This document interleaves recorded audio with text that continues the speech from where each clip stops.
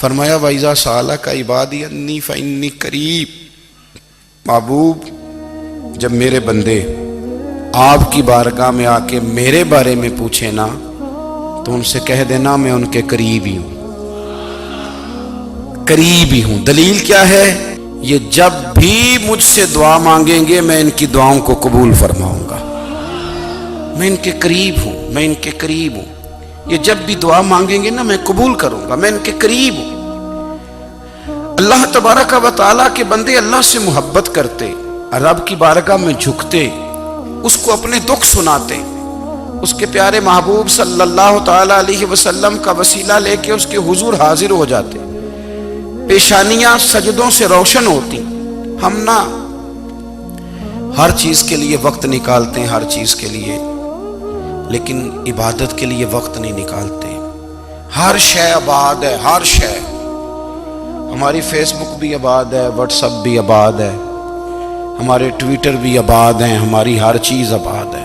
سب سے کم آباد ہمارا مصلی رہ گیا ہے، سب سے کم۔ وہ لوگ اب ڈھونڈنے سے ملتے ہیں جن کی بغل میں مصلی ہوتا تھا۔ میرے بھائی آپ کتنا کو دنیا کے پیچھے بھاگو گے تھکا دے گی، کتنا دولت کے پیچھے بھاگو گے تھکا دے گی۔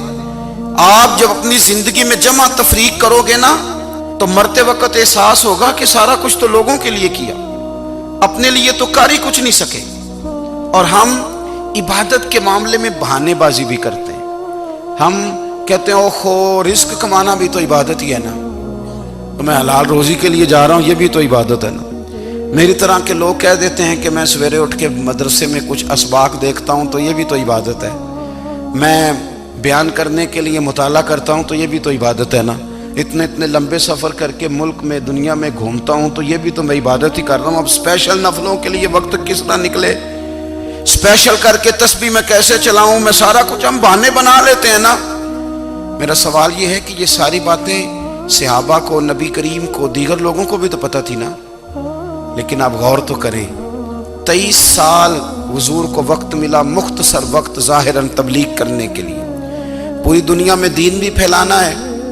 گھر میں 11 ازواج ہے، 4 بیٹیاں ہیں، ان کی اولادیں، سارے کام کاج بھی دیکھنے، لیکن سیدہ طیبہ طاہرہ حضرت عائشہ صدیقہ رضی اللہ تعالیٰ عنہ فرماتی ہیں سارا دن تبلیغ کرتے، ہر غلام کے دکھ سنتے، گھر میں آتے تو اپنے گھر والوں کا خیال کرتے، کام میں ہمارا ہاتھ بٹاتے۔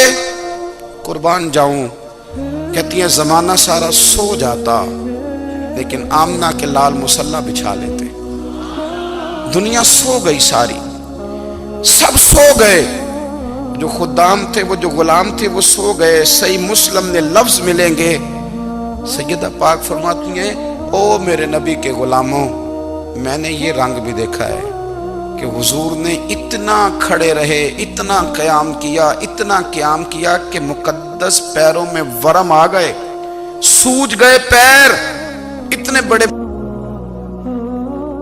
دل پہ ہاتھ رکھ کے نہیں بتا سکتا کہ میرے کبھی نماز میں پیر سوج گئے، کوئی نہیں بتا سکتا۔ بچوں کی روٹی کماتے تھک گئے بات الگ ہے، ہم سیر کرنے گئے تو تھک گئے بات الگ ہے، لیکن عبادت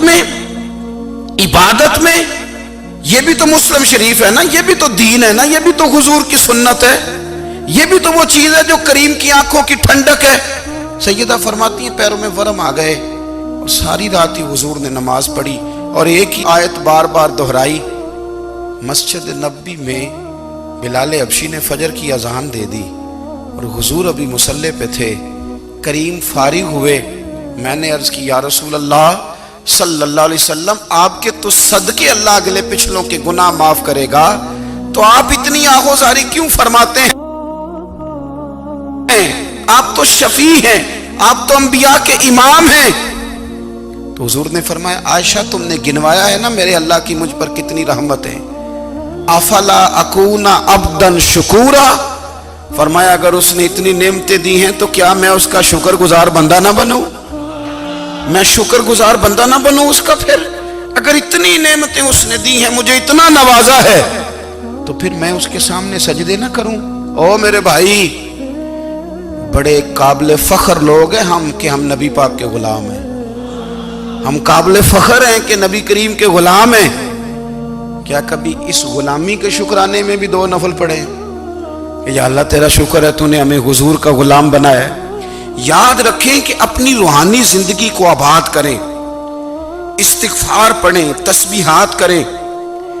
حضرت عبداللہ ابن عمر رضی اللہ تعالیٰ عنہ حضرت عمر کے صاحبزادے، مکہ مکرمہ میں ان کی قبر ہے۔ میں نے جب انہیں پڑھا تو مجھے ان سے بڑا پیار ہو گیا، لیکن آپ کو پتہ ہے وہاں جا کے کسی شخص کا مزار تلاش کرنا یا پوچھنا ایک مشکل کام ہوتا ہے۔ تو ایک دفعہ میں مکہ شریف میں حاضر تھا، تو ایک گاڑی والا ڈرائیور مجھے کہنے لگا کہ مولانا میں آپ کو جانتا ہوں، مجھے آپ سے محبت ہے، ایک بات بتاؤں آپ کو؟ میں نے کہا بتاؤ۔ کہنے لگے حضرت عبداللہ ابن عمر کی قبر دیکھنی ہے۔ میں نے کہا یہ تو نہیں کہہ رہا، یہ کسی نے بندوبست کرایا ہے، یہ اللہ نے تیرے دل میں بات ڈالی ہے، یہ ہو گیا تو لے چل مجھے۔ حضرت عبداللہ ابن عمر کو نبی پاک نے فرمایا تھا راجل صالح، یہ نیک بندہ ہے، یہ متقی آدمی۔ حضرت عبداللہ ابن عمر رضی اللہ تعالیٰ عنہ سیدنا فاروق اعظم رضی اللہ تعالیٰ عنہ کے صاحبزادے ہیں، اور ان کی ہمشیرہ سیدہ حفصہ رضی اللہ تعالیٰ عنہ حضور کی زوجہ محترمہ۔ ایک دن اپنی ہمشیرہ سے کہنے لگے کہ نبی کریم صلی اللہ تعالیٰ علیہ وسلم گھر میں آئے نا، اور اگر حضور غم امت میں پریشان نہ ہوں، طبیعت کو حشاش بشاش دیکھو، تو ذرا پوچھنا تو صحیح حضور کا میرے بارے میں کیا خیال ہے، پوچھنا تو صحیح کہ کریم کی بارگاہ میں میرا کیا مقام ہے، میرے بارے میں حضور کیا فرماتے ہیں۔ اب بہن کو کام بتائے، اور بتائے بھی بھائی، اور کوئی بہن وہ کام نہ کرے، یہ تاریخ میں ہوتا نہیں۔ حضرت عمر فاروق رضی اللہ تعالیٰ عنہ کی صاحبزادی ام المومنین رضی اللہ تعالیٰ عنہ فرماتی ہیں کہ میں تو بس منتظر تھی، انہوں نے تو کہا تھا نا کہ اگر تم حشاش بشاش دیکھو تو بات کرنا، لیکن حضور تشریف لائے، میری باری تھی، میرے گھر تشریف لائے، کھانا پیش کیا تو فوراً میں نے عرض کی حضور ایک بات پوچھنی تھی۔ تو حضور نے فرمایا پوچھئے۔ میں نے عرض کی حضور میرے بھائی عبداللہ ابن عمر کے بارے میں آپ کا کیا خیال ہے؟ نوجوانوں میری بات پہ غور کرنا، میرے بھائی کے بارے میں آپ کا کیا خیال ہے؟ تو نبی کریم صلی اللہ تعالیٰ علیہ وآلہ وسلم نے میری طرف دیکھا، اور پھر حضور زیر لب تھوڑا مسکرائے، اور بریلی کے امام کہتے ہیں کہ حضور مسکرا دیتے تھے نا تو جو بڑا دکھی ہوتا تھا وہ بھی ہنس پڑتا تھا۔ اب سوال پیدا ہوتا تھا کہ پھر تو اس مسکراہٹ کے لیے انتظار کرنا پڑتا ہوگا کئی مہینے کہ حضور مسکرائیں تو رونے والے ہنسیں، تو اعلیٰ حضرت فرماتے نہیں، انتظار نہیں کرنا پڑتا، یہ مسکراتے رہنا تو حضور کی عادت ہے۔ جس کی تسکین سے روتے ہوئے ہنس پڑے، اس تبسم کی عادت پہ لاکھوں سلام۔ یعنی یہ تو عادت ہے حضور کی مسکراتے رہنا، اس کے لیے انتظار نہیں کرنا پڑتا۔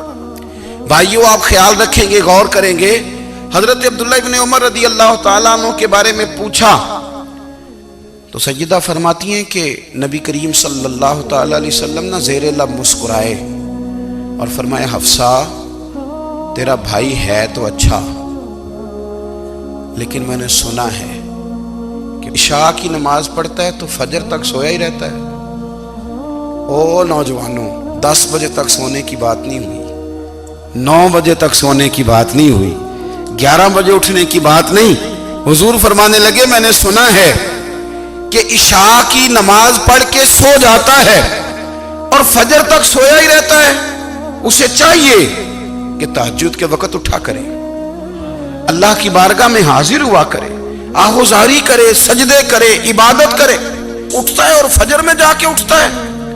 حضرت جناب حفصہ رضی اللہ تعالیٰ عنہ کہتی ہے میں نے جناب عبداللہ ابن عمر کو پیغام دیا اور میں نے کہا میرے جوان بھائی سن، نبی پاک نے فرمایا ہے تو اچھا پر تہجد میں نہیں اٹھتا، نفل نہیں پڑھتا۔ او میری ملت کے جوانوں، مزہ نہیں آ جاتا جب ساری دنیا سوئی ہو، ساری دنیا، اور بستر بھی گرم ہو اور نیند بھی پورا غلبہ کر رہی ہو، اور اچانک گھنٹی بجے دماغ میں، آنکھ کھلے، گھڑی پہ نظر پڑے، 3:30 4 بجے کا پیغام گھڑی بتائے، اور کوئی چڑھتی جوانی والا اٹھ کے وضو کرے، اور جب وہ مصلی کھول کے بچھائے تو مدینے والے محبوب کہتے ہیں کہ ہر نماز پہ رب ثواب دیتا ہے، اور جو اٹھ کے تہجد کی نماز پڑھے اسے دیکھ کے تو رب مسکراتا ہے، جو اس کی شان کے لائق ہے، جو اس کی شان کے لائق، وہ مسکراتا ہے، خوش ہوتا ہے کہ میرا بندہ تہجد میں اٹھ گیا، وہ مسکراتا ہے۔ کاش ہماری صبحیں کبھی اپنے مالک کے نام ہو جائیں، کاش کے صبح۔ حضرت ابو الحسن رحمۃ اللہ تعالیٰ علیہ حضرت معاذ ابن جبل رضی اللہ تعالیٰ عنہ کے پاس بیٹھا کرتے تھے، فرماتے ہیں ان سے جو پیار بڑھا تو پھر میرا مصلی سے بھی بڑھ گیا۔ تابعی ہیں، فرماتے ہیں صحابی رسول سے محبت ہوئی تو ذکر سے بھی ہو گئی، پھر درود شریف سے بھی ہو گئی، محبت ان سے بڑھی تو پھر اللہ نے مسجد کا پیار بھی بڑھا دیا۔ آپ فرماتے ہیں کہ میری ہر وقت بھی یہ چاہتی تھی کہ بس اللہ اللہ کروں، بس اللہ اللہ کروں، بس نہ میں ذرا تھوڑی جان چھڑاؤں لوگوں سے، کوئی 10 منٹ ملے تو میں کچھ 4 نفل پڑھ لوں، میں تھوڑا سا نہ بچوں لوگوں سے، اور مجھے تسبیح ملے تو میں نہ کچھ 400-500 دفعہ استغفار پڑھوں، سبحان اللہ، الحمدللہ، اللہ اکبر، لا حول ولا قوت الا باللہ، میں نہ تسبیحات پڑھوں۔ فرماتے ہیں کہ بچے تھے گھر میں 6-7، غربت تھی، کام ملتا کوئی نہیں تھا، اور میں کام چور نہیں تھا، کام ڈھونڈتا تھا، پر اللہ کی قدرت کے کام نہیں ملتا تھا۔ فرماتے ہیں کہ میں نے ایک دن اپنی اہلیہ سے کہا کہ آج میں پھر جاتا ہوں کام ڈھونڈنے، تو میری بیوی بڑی فرما بردار تھی، پر اس دن نہ غربت کے ہاتھوں تنگ آ کے کہنے لگی آج نانا کوئی تو چیز لے کے آیا، تو مجھ سے بچوں کی بھوک نہیں دیکھی جاتی، یہ سب روگاں دا روگ محمد جس دا نام غریبی، کنڈ بلا کے لنگ جاندے نہیں دوست یار قریبی، آج نہ کچھ لے کے آیا تو میں بچے لے کے چلی جاؤں گی۔ شیخ فرماتے ہیں کہ میں بڑا پریشان گھر سے نکلا، پر میں نے صبح سے لے کے زور تک کام ڈھونڈا، کام ملا کوئی نہیں، تو میرے دل میں خیال آیا چلو کام نہیں ملتا تو اللہ اللہ تو کرے نا، چلو بندوں کی مزدوری نہیں ملتی تو رب کریم کی عبادت ہی کرتے ہیں۔ فرماتے ہیں کہ میں نے نا فرات کے پانی سے وضو کیا، نہر کے، شدید دھوپ تھی، ساتھ ریت تھی اور ریت تپ رہی تھی، میں نے اپنا رومال وہیں مصلی کے طور پر بچھا لیا، اور فرماتے ہیں کہ زور سے لے کر عصر تک نماز پڑھی، دھوپ بھی پورے زور پہ، پر میرے سجدے کا ذوق بھی پورے زور پہ۔ فرماتے ہیں سورج بھی چمک رہا ہے اور رب کی عبادت کا ذوق بھی پورے زور پہ، میں سجدہ کروں تو پھر میرا اٹھانے کو جی نہ چاہے۔ میرے استاد لکھا کرتے تھے، یہ ان کا شعر ہے، وہ کہا کرتے تھے مجھے سوز دے، مجھے ساز دے، اور مجھے نیم شب کا نیاز دے، دم سجدہ خود کو میں توڑ دوں، مجھے ایسا ذوق نماز دے، اور میں تیری بہار کا پھول ہوں، میں کھلا بھی ہوں تو تیرے لیے، مجھے میری شاخ سے توڑ لے، مجھے اپنی زلف کا ناز دے۔ بھائی فرماتے ہیں کہ عصر تک میں نے نفل پڑھے، دل ڈھلنے لگا، عصر کی نماز پڑھی اور میں وہاں سے چلا۔ اب میں جب نکلنے لگا تو دل میں خیال آیا کہ چھوٹی چھوٹی دیواریں ہیں گھر کی، بغیر کچھ لیے جاؤں گا تو بیوی دور سے دیکھے گی تو شور کرے گی کہ پھر خالی ہاتھ آ گیا ہے۔ کہتے میں نے اپنے اسی رومال میں جس پہ میں نے نماز پڑھی تھی نا، رومال میں کی آخی دے پنجابی جسافہ کہتے ہیں، اسی میں نا میں نے کچھ ریت بھر لی کہ وہ دور سے دیکھے گی تو سمجھے گی کچھ لے کے آیا ہے، چلو جا کے اسے بتا دوں گا کہ آج پھر مزدوری نہیں ملی۔ کہتے ہیں وہ ریت لے کر جب میں گھر میں گیا تو پہلے بیوی دروازے پہ کھڑی ہوتی تھی، پوچھتی تھی خالی ہاتھ آ گئے ہو؟ آج میں نے دیکھا تو ہے ہی کوئی نہیں۔ فرماتے ہیں میں اندر داخل ہوا، سلام لیے، کونے میں نے وہ رومال رکھ دیا اور میں نے آواز دی کہ بھلی مانس کہاں ہو؟ تو وہ کہنے لگی آپ منہ ہاتھ دھو لیں، میں روٹی لے کے آئی۔ میں نے کہا روٹی کہاں سے آ گئی؟ یہاں تو کئی دنوں کے فاقے، تو کئی دنوں کی غربت ہے، یہاں تو اس گھر میں تو فقیری ہے۔ فرماتے ہیں کہ وہ روٹی لے کے آئی اور اس وقت کی جو موجودہ نعمتیں تھیں، سمجھ لیں سلاد، اچار، ہر چیز ساتھ لائی۔ میں نے کہا کہ بچے کہاں گئے؟ کہنے لگی وہ کھانا کھا کے کھیلنے گئے، آپ کھانا کھا لیں آ جاتے۔ کھانا اس نے چن دیا۔ میں نے حیرت انگیز لہجے میں ساری نعمتیں اپنے دسترخوان پہ دیکھ کر کے بیوی سے پوچھا یہ کہاں سے آیا کھانا؟ بچوں کو تو نے کہاں سے کھانا کھلایا؟ یہ سارا کچھ کیسا ہے؟ کہنے لگی پتہ نہیں آج آپ کس کریم کی مزدوری کرنے چلے گئے تھے۔ پتہ نہیں کس کریم کی میرے گھر میں تو اتنی نعمتیں آئی ہیں کہ مجھ سے سنبھالی نہیں جا رہی، اتنا اناج ہے، اتنا گندم ہے، کس کریم کے دروازے آج چلے گئے تھے؟ یہ کہتے کہتے وہ اٹھی اور اٹھ کر کے کہنے لگی پہلے بڑا کچھ آیا تھا، اب کیا لے آئے ہو؟ اور جا کر کے نا اس نے وہ ریت والا رومال کھولا، کہنے لگے میں تو لے کے آیا تھا ریت، تو میرے رب نے اسے بھی سونے اور ہیرے بنا دیا تھا۔ جب آپ کی توجہ اللہ کی جانب، میرے نبی پاک صلی اللہ تعالی علیہ وسلم نے فرمایا ہر چیز اپنے رب سے مانگ، ہر چیز مانگ، ہر چیز مانگ۔ یا رسول اللہ کیا کچھ؟ میرے محبوب نے فرمایا تیرے گھر میں نمک بھی ختم ہو جائے تو وہ بھی اپنے رب سے مانگا کر، تو مانگنا وہ تجھے دے گا، تو اس کی بارگاہ میں کشکول طلب دراز تو کرنا۔ اور ترمذی شریف میں عجیب لفظ ہے، رسول کائنات نے فرمایا، رب کریم فرماتا ہے جب میرا بندہ ہاتھ اٹھاتا ہے نا تو مجھے حیا آتی ہے کہ میں خالی کیسے لوٹا دوں اس کے۔ اتنے بڑے بادشاہ کی بارگاہ میں دعا کی بڑی طاقت ہے۔ میرے نبی پاک نے فرمایا دعا مومن کا ہتھیار ہے، دعا مومن کا، دعا مومن کا۔ حضور نے فرمایا تقدیر کو سوائے دعا کے کوئی چیز نہیں بدل سکتی۔ دعا مومن کا ہتھیار ہے، یہ کافر کے پاس کوئی نہیں، یہ ہتھیار ہے مومن کا۔ اللہ کرے آپ کو سمجھ آئے، پھر سنیں، کئی بار کہہ چکا ہوں یہ ہتھیار ہے۔ کافر کے مقابلے میں جو تیرے پاس سب سے بڑا ہتھیار ہے وہ دعا ہے۔ دعائیں کرانی چھوڑ دی، کرنی چھوڑ دی، لینی چھوڑ دی۔ حضرت سیدنا انس بن مالک رضی اللہ تعالیٰ عنہ فرمایا کرتے تھے میں نے وہ رنگ دیکھا ہے جب حضور دعا مانگتے تھے اور حضور کی مقدس آنکھوں میں آنسو بھی ساتھ ہی بہا کرتے تھے، میں نے وہ انداز دیکھا ہے۔ بھائی اپنا مصلی کا، عبادت کا، وظائف کا، اللہ اللہ کا سلسلہ اس کو مضبوط کریں، اپنی دعاؤں کے تعلق کو مضبوط کریں۔ دعائیں بڑے انقلاب برپا کر دیتی ہیں۔